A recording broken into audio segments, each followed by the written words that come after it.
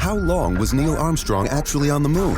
When did Europe start speaking English? Did Marco Polo really go to China? CuriosityStream is the streaming service for all things history, plus science, wildlife, and more. What's the real story behind the Mona Lisa? We've got that. What caused the collapse of Rome? We know. Where did we find mankind's earliest ancestor? Come find out.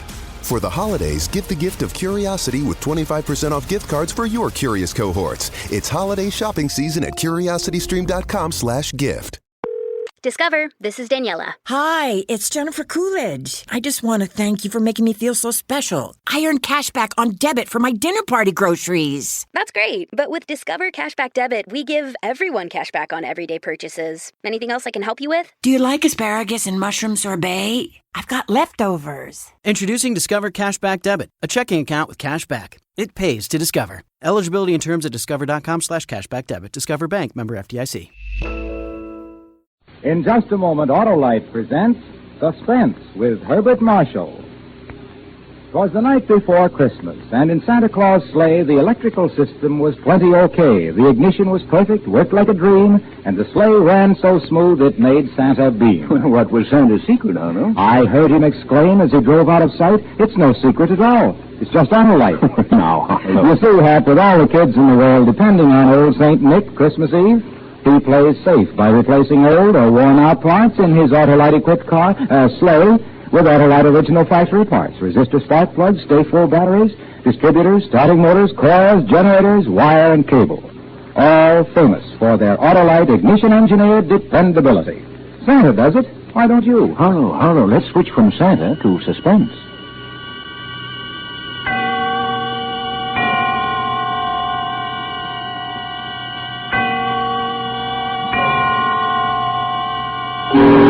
Suspense.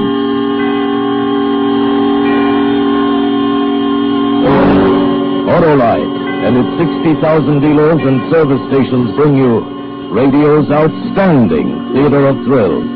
Starring tonight, Mr. Herbert Marshall in Anton Leader's production of John Collier's Holiday Story. A tale well calculated to keep you in suspense.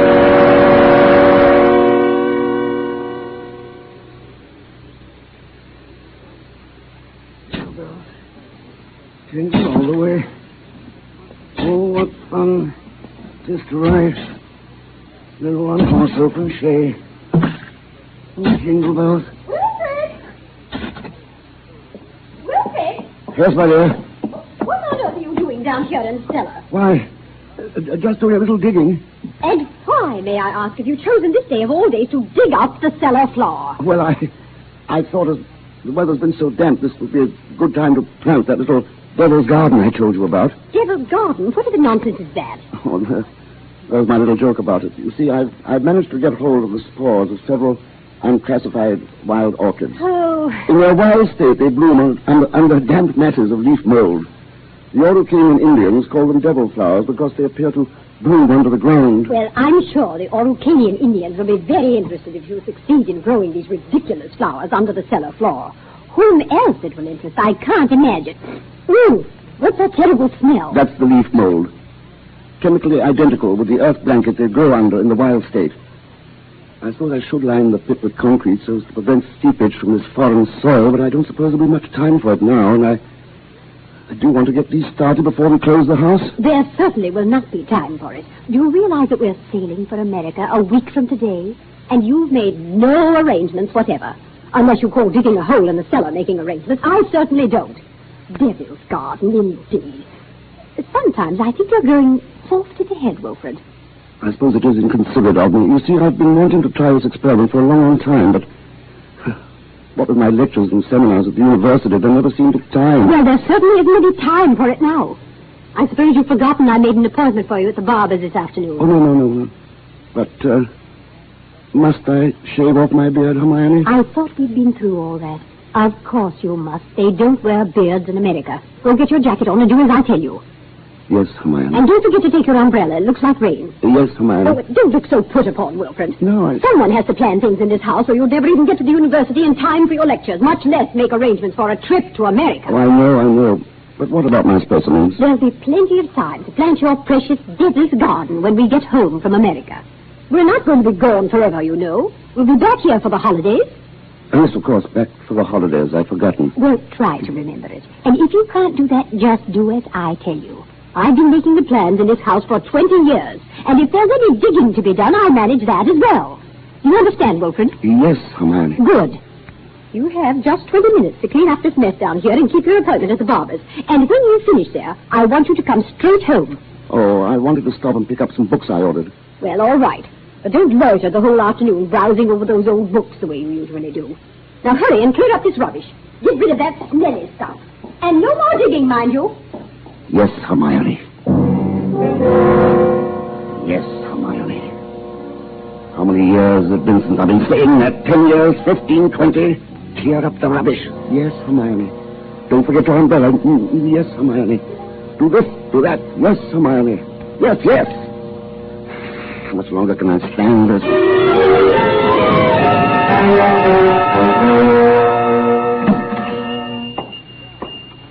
Good evening, sir. Good evening, Miss Markham. Why, it is Professor Carpenter, isn't it? Oh, you like me better this way? Oh, you look ever so much younger without the beard. 20 years at least. 20 years. You'll be glad to know those books you ordered have finally arrived. Books? Phytotomy of Phalloid Gametophytes and Coniferous Shrubs of North America. Those are the ones you ordered, aren't they? Yes, thank you. You're very kind, Miss Markham. What kind, Professor Carpenter? Not many young ladies in bookshops would go out of their way to look up rare books for an old professor of botany. Oh, you're not old, Professor Carpenter. Really, you look... And besides, I adore botany. It's my particular hobby. Oh, really? You never told me that before, Miss Markham. I was afraid to. You were so imposing with a beard and all. Miss Markham. Yes? Forgive me if this sounds foolish, but I feel that shaving off my beard is the most important thing I've done for 20 years. Oh, it is. I'm sure it is. I'm ashamed that I've been so distant with you all this time. Oh, there were times when I almost spoke up. Times when you came in here tired after a day with your students at the university. You seemed so alone, the way I'm alone in the world. I'd like to have asked you to stay a while and talk with me.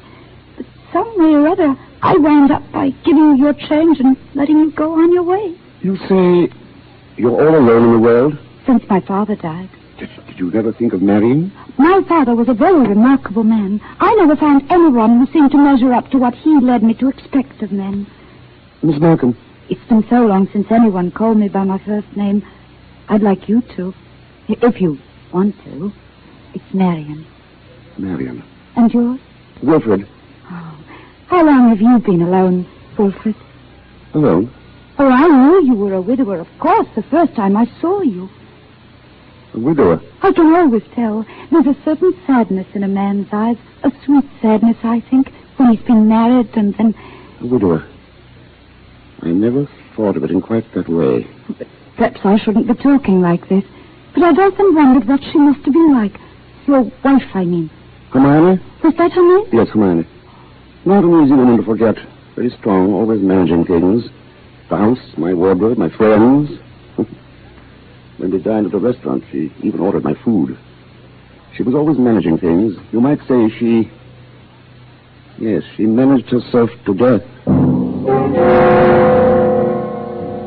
Poor woman. She must have loved you very much. But she needn't have put herself out so. It's plain to see you don't need things managed for you. Is that so? You need companionship, I think. Someone sympathetic with your work. But the last thing on earth you need is a manager. How well you put it. The last thing on earth.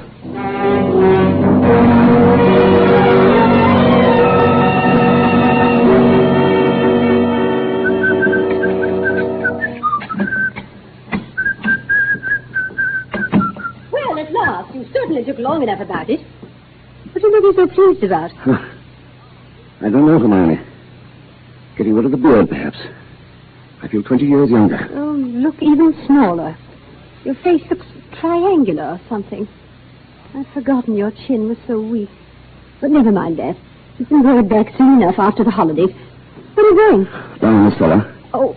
I just bought this electric lantern, and I thought I put it away down there. Now, whatever possessed you to buy a thing like that? I don't know. I have a light this lantern.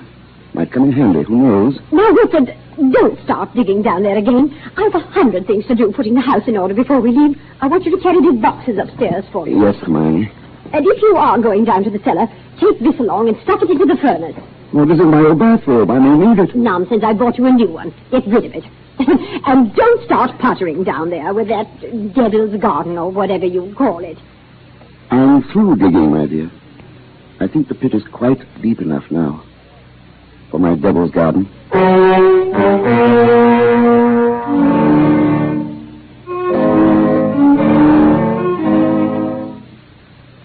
It would all have to be carefully planned, of course. Just as carefully planned as Hermione was planning the trip to America. We both went about our arrangements as the days passed. I spent all the time I could with Marion, and finally she consented. And then it was the last day, the big day. The day we were to sail for America. Operator? Operator, are you there? I'm still waiting on that call to Salisbury. Well, put them on quickly. Hello. Is this Paul Holt and Son?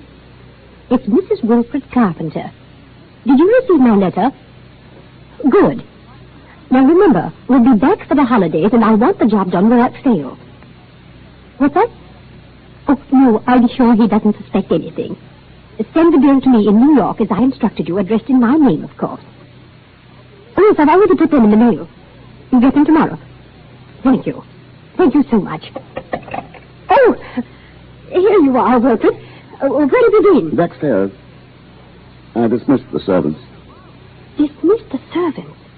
But I've asked some friends of mine into a farewell tea. Go and tell them it's a mistake. I'm afraid it's too late now. They've packed and gone. You have left things up properly. How many times have I told you to leave things to me? I make the plans around here. Yes, Hermione. You'll have to do better than this when I plan the trip home, or we'll never in the world be back here for the holidays. Back here for the holidays, back here for the holidays. Must you keep saying that? Why not?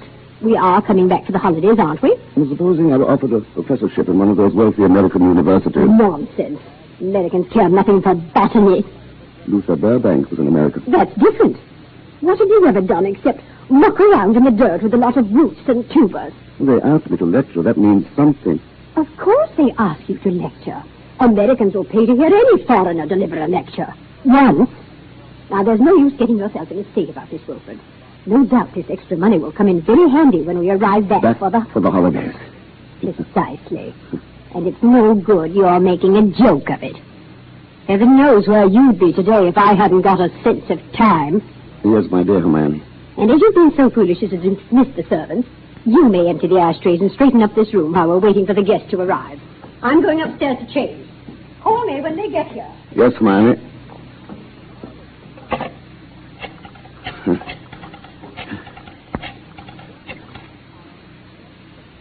Marion, it's Wilfred. No, my darling, nothing's wrong. My plans are the same, and first you've changed. Well, we'll meet in New York and be married there. I'll explain why later. You'll have to trust me. Yes, my darling. Wilfred? Sorry, I can't talk any longer. Yes, I'll meet you in New York without fail. Until then, my darling. Wilfred? Were you talking on the phone just now? Yes, Mary. Whoever was it? Freddie Sinclair. Didn't I hear you say something about meeting somebody in New York? Yes, old Freddie said he might possibly get over there before we leave. I should, of course, we'd meet him there if he did decide to go. He's very peculiar. Then all of your friends are peculiar. Yes, Hermione. And just look at your jacket. Have you been digging in that cellar again? Yes, Hermione. Well, there's no need for it. You can't possibly get that devil's garden thing finished. Go and change your clothes before the guests arrive. Yes. Oh, never mind. I see somebody coming up the walk now. Go and let them in. Yes, Hermione. Wilfred? Yes, my dear? Look out the window. There's Professor and Mrs. Goodenough, but who's that with them? Well, Precisely. Freddie Sinclair. Surely you should have been talking to him on the phone not 3 minutes ago, and now here he is. Yes, isn't it? But then, as you say, Hermione, all my friends are peculiar. Not half so peculiar as you. Digging in the cellar an hour before we leave for America. Just look at yourself. And now that I think of it... Yes, Hermione? Oh, never mind. Go and let them in. So you better ask me something. The hole I'm digging in the cellar. Oh, good heavens, stop rolling your eyes about that way. One would think you were digging a grave down there instead of a storage bin. Yes, Hermione. What's that? I said yes, Hermione. Oh, Father, open the door and stop saying yes, Hermione. I think, my dear, I've said it for the last time.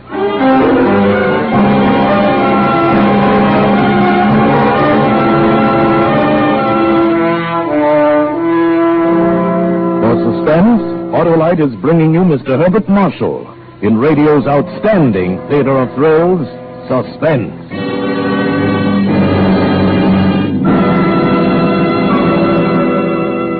Well, Hap, what kind of presents are you giving your car this Christmas? My car?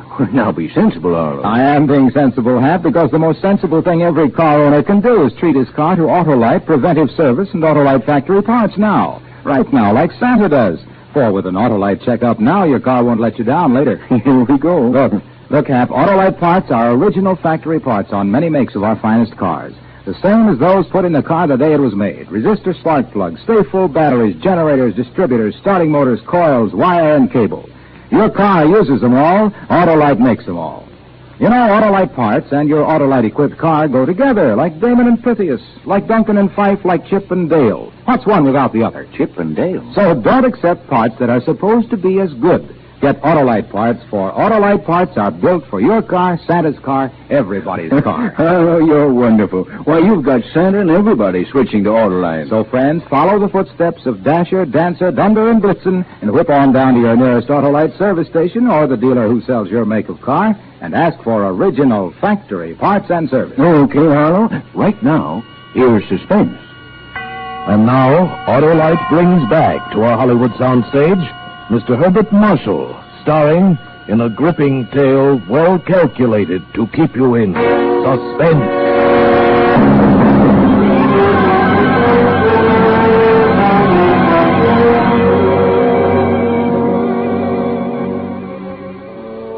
Back for the holidays. Hermione was so positive that we'd be back for the holidays. That last afternoon, pouring tea for a few friends who had come in to say last-minute farewells, she kept reiterating it. Now, mind you, Hermione, don't let those Americans lure your husband with one of their fat university jobs. We absolutely must have you with us for the holidays. He will be back, I promise. It's not absolutely certain, of course. Wilfred, what do you mean it's not certain? Of course it's certain. After all, Wilfred, old boy, you've contracted to lecture for only 2 months. That's right. But then, of course, anything may happen. Oh, Wilfred adores being unpredictable. Now, what other man would decide the very day, mind you, before leaving for America, to dig a great hole in the floor of the cellar? In the cellar? Yes, he's going to put some unclassified wild orchids down there. A devil's garden, if you please. Oh, my God. Sounds so mysterious. Oh, my God. That's Wilfred, though. It's really quite simple, once you find out what he's up to. Now, take that telephone call he put through to you a few minutes before you arrived, Freddie. To me? Of course. Wilfred wanted to surprise me about your plan to meet us in New York next month. Wasn't that why he called? To ask you not to mention it? But, my dear Hermione, Wilfred couldn't possibly have telephoned me within the past hour. I've been walking in the park since 3. He didn't telephone you? How could he? And there's am I going to America. No, come, Freddie. You may as well own up. Hermione's found me out again. But, Wilfred, old chap, I really don't. You see what a poor liar Wilfred makes. He's as red as a beetroot. Aren't you ashamed of yourself, Professor? Stringing poor Hermione along like that. And as for you, Freddie, I'm furious. You said nothing to us about going to America. But look here, old girl. I've been trying to tell everyone here. Oh, stuff and nonsense. The game's gone on long enough. Besides, we must start getting ready. It was marvelous of all of you to come in to say goodbye. And don't worry about Wilfred's little jokes. I will bring him back for the holidays. You may rely on it. They all believed her. For years, she'd been promising me for dinner parties, garden parties, committees. And the promises had always been kept. This time they wouldn't be. I'd seen to that. The servants were gone for good, the farewells all said. I had timed to the minute how long it would take to fill in the hole in the cellar. My devil's garden. Upstairs in the bedroom, I undressed, folded my clothes over a chair, put on my old bathrobe. Then I opened the door into Hermione's room. Hermione, have you a moment to spare?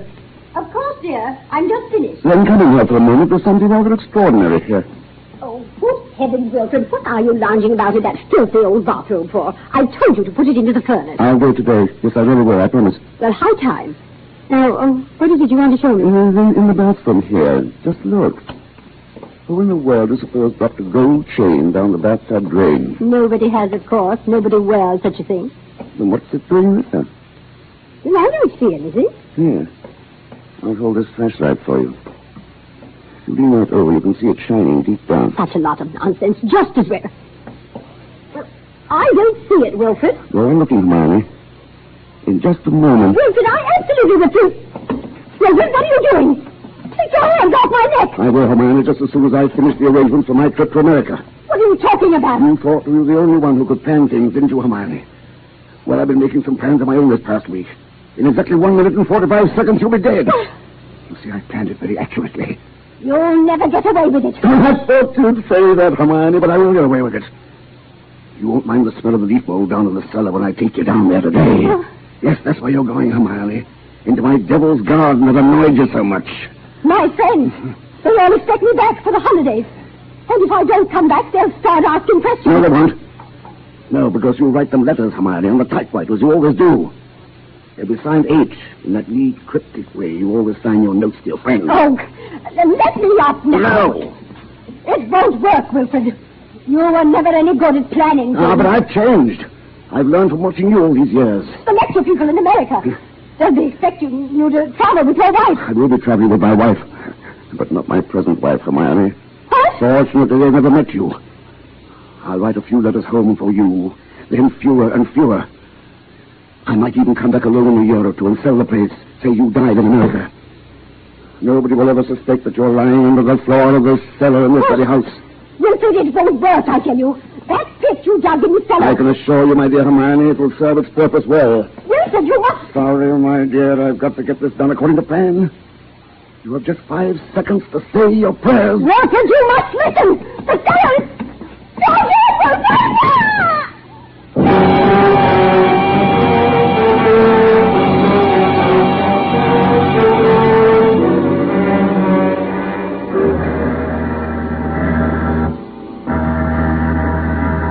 Oh, Stuart. Yes, sir? My wife is indisposed. She'll be taking her meals in our stateroom. For the whole voyage? Yes, for the whole voyage. Well, I trust your wife is feeling better this morning, Professor Carpenter. A little, yes, but not yet well enough to leave her cabin. I'm sorry. Oh, by the way, here's a copy of the radiogram you sent for your wife last evening. Oh, thank you. I'll just check it over. But look here. What is it? Did the typist make a mistake? No. No, nothing important. She can correct it later. For a moment, I had a feeling that Hermione had been leaning over my shoulder again, correcting what I had written. She always did. I had written a radiogram to Professor Goodenough and his wife. Had not been out of the cabin the whole beastly trip. Wilfred well. Doubt will be back for the holidays. The copy read, no doubt will be back for the holidays. Exactly what Hermione would have written. Well, the rest of the voyage was uneventful. And Marion and I met in New York just as I had planned. Just as I had planned.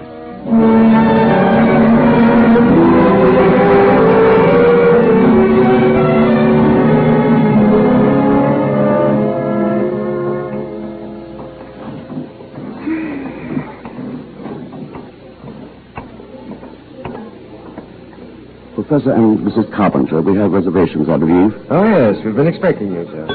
Boy? Yes, sir. Take Professor and Mrs. Carpenter's luggage up to their suite.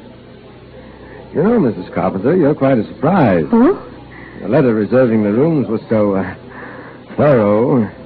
I was expecting an older, more forbidding sort of person, frankly, ma'am. Oh, no. As a matter of fact, we are just married. But my letter reserving the room? I wrote the letter, my dear, and signed it Mrs. Wilfred Carpenter, just as a joke. What a cunning old fox you are, Wilfred. Now that I think of it, I am, Margot. Oh, I almost forgot. A letter for you, Mrs. Carpenter. That's peculiar. I wonder who on earth... Well, we'll find out in good time, honey. Come along. We're keeping the boy waiting.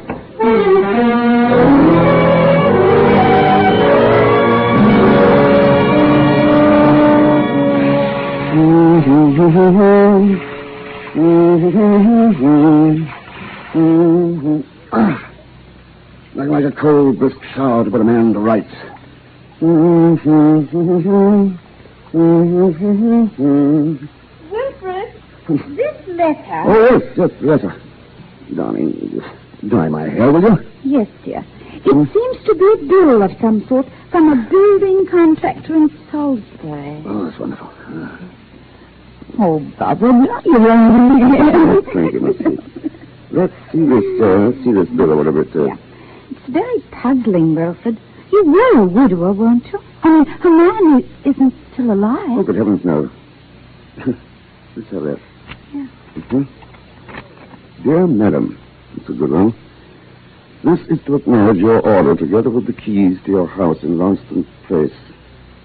Our man had no difficulty in finding the place where your husband had begun the excavation in the cellar.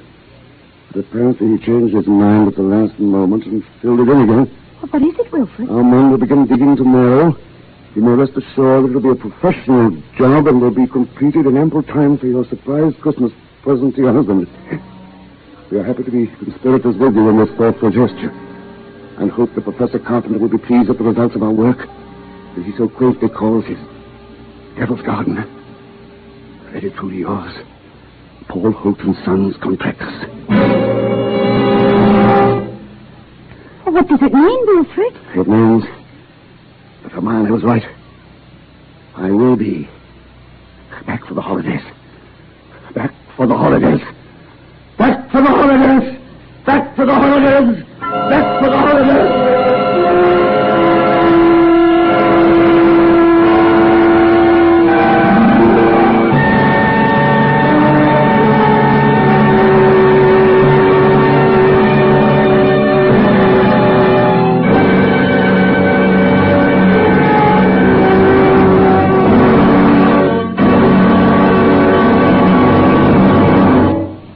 Thank you, Herbert Marshall, for a splendid performance. Mr. Marshall will return in just a moment. Jingle bells, jingle through the snow. Your car's all happy, full of pep, with all right, you know. Right you are. And Dyke Cornelius Electrical Problems won't keep your car down when you stop at the shop that features Autolite parts and service.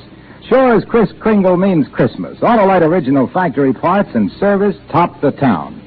So, friends, stop in tomorrow at your friendly Autolite service station or the dealer who sells your make of car and ask for original factory parts and service. Autolite? You will find Autolite service stations listed in your classified telephone directory under Automotive Electrical Equipment. And remember, your Autolite ignition system is the lifeline of your car. Yes, friends, and remember, too, Autolite means spark plugs. Ignition-engineered resistor spark plugs. Autolite means batteries. Say full batteries. Autolite means ignition system. The lifeline of your car.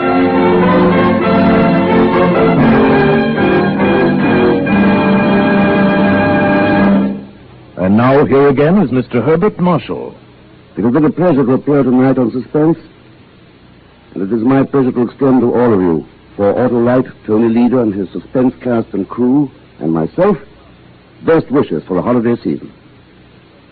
Next week, on radio's outstanding Theater of Thrills, you will hear William Bendix in another gripping study in Suspense. Herbert Marshall will soon be seen with Margaret O'Brien in the Metro-Goldwyn-Mayer production of The Secret Garden. Tonight's suspense play was dramatized by Robert Tallman from a story by John Collier. Music was composed by Lucien Morawek and conducted by Lud Gluskin. The entire production was under the direction of Anton M. Leader.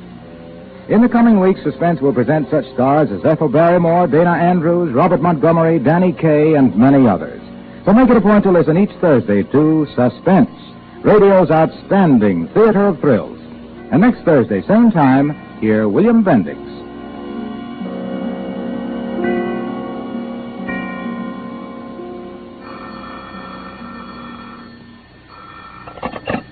This is the Autolite Suspense Show.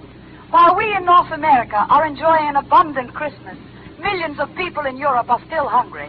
Your $10 sent to CARE, C-A-R-E, will go a long way toward putting some less fortunate European family back on the road to health, happiness, and freedom. Good night. Merry Christmas from Autolite.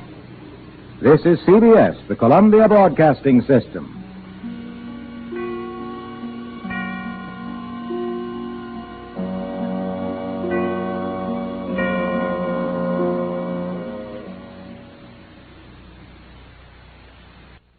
Lucky Land Casino, asking people, what's the weirdest place you've gotten lucky? Lucky? In line at the deli, I guess? Aha, in my dentist's office.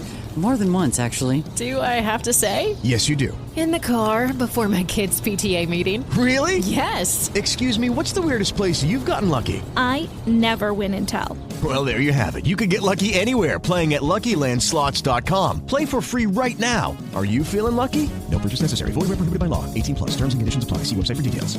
Hello, it is Ryan, and I was on a flight the other day playing one of my favorite social spin slot games on ChumbaCasino.com. I looked over at the person sitting next to me, and you know what they were doing? They were also playing Chumba Casino. Coincidence? I think not. Everybody's loving having fun with it. Chumba Casino is home to hundreds of casino-style games that you can play for free anytime, anywhere, even at 30,000 feet. So sign up now at ChumbaCasino.com to claim your free welcome bonus. That's ChumbaCasino.com and live the Chumba life. No purchase necessary. VGW. Void where prohibited by law. See terms and conditions. 18+.